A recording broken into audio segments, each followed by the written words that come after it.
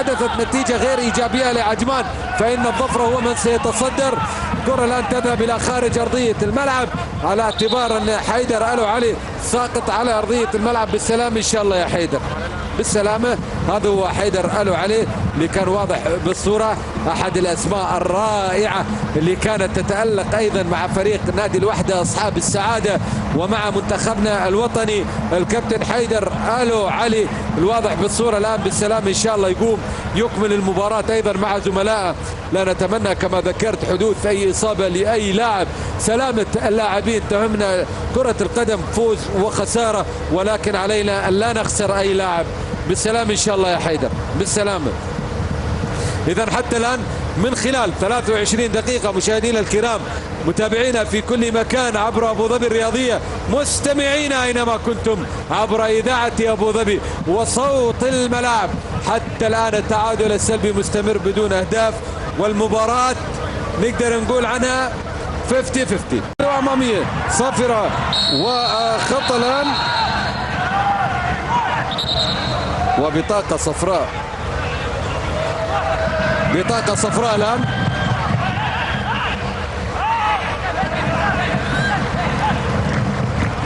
بطاقة صفراء.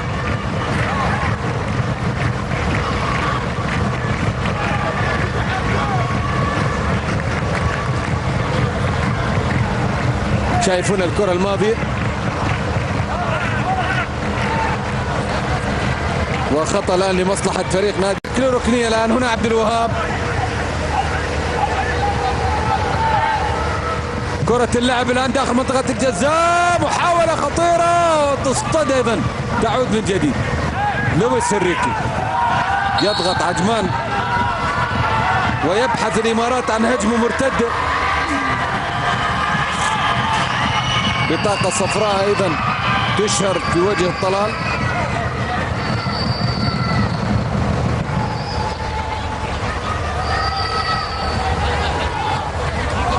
إذا بطاقة صفراء أو مبارك حسن. هذا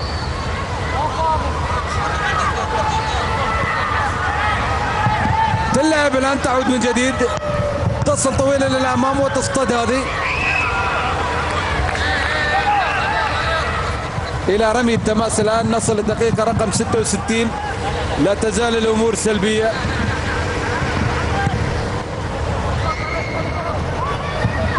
شايف الآن المدافع يخطأ ويخطأ المدافع، خطأ كبير من المدافع في ظل مطالبة بركلة جزاء، خطأ وظل مطالبة بركلة جزاء. فريقين انطلاقا للامام، عبد الله احمد يمر، يحاول يمر عبد الله، لا زال يسيطر على كرته، يبحث عن عرضيه، بالفعل هي كره عرضيه، عادت الان تتهيأ سيمون. وين يا سيمون؟ وين يا سيمون؟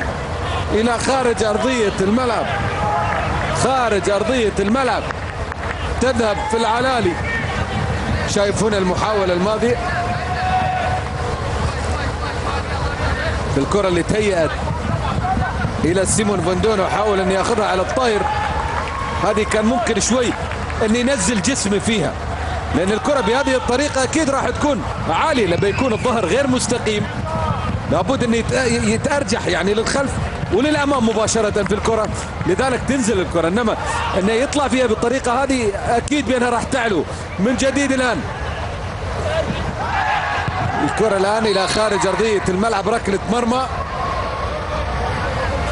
شايف هنا ايضا من الاخطاء الدفاعيه، هذه ممكن ايضا ان اللاعب يحصلها، لاحظ وبالفعل هو حصلها، ولكن لحسن الحظ بان الكره ذهبت الى خارج ارضيه الملعب. فدائما يقول لك على المدافع العبها الى ركنيه، ما هو عيب، العبها الى تماس، شتتها اي مكان، ابعد عن الشر وغني له، لا تخلي نفسك في مأزق. لويس انريكي اذا بطاقه صفراء، والاخر طبعا هنا لا نتحدث فقط عن التبقية، ولا يزال التعادل السلبي مستمر، وهناك ركلة ركنية. مباراة، هل هي مباراة هدف واحد ولا مباراة سلبية؟ عموما كرة القدم كل شيء فيها. كرة اللعب الآن وتتخلص، هذه تصل باتجاه لويس انريكي. لويس حاول يمر،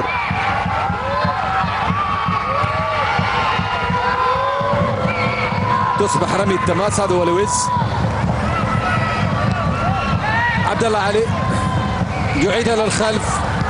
شايف اخطاء ايضا، لو حصلها الكره الماضيه كان ممكن ان ينفرد فيها، وخطا تماما كان من المدافع، خطا واضح ايضا، وبطاقه ربما تكون صفراء لان كان في دخول قوي ايضا، في دخول قوي. نعم بالسلام ان شاء الله، بالسلام للاعب عبد الله احمد.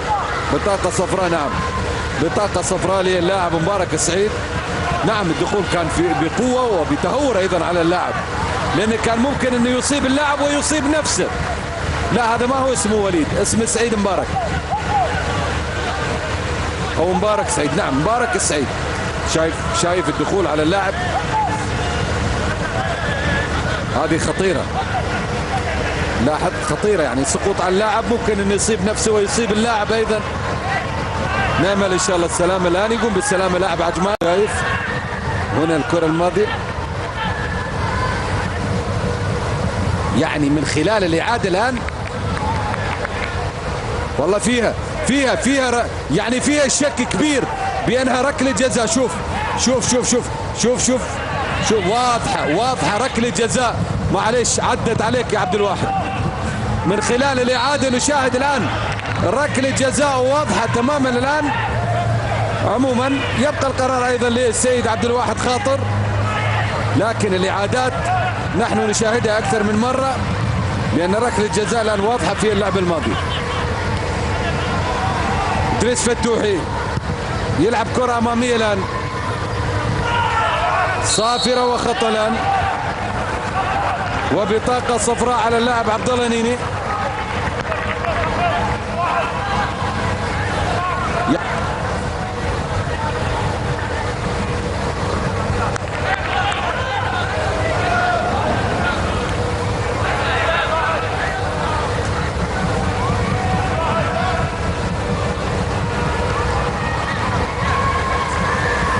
خطأ الآن وضربة حرة مباشرة.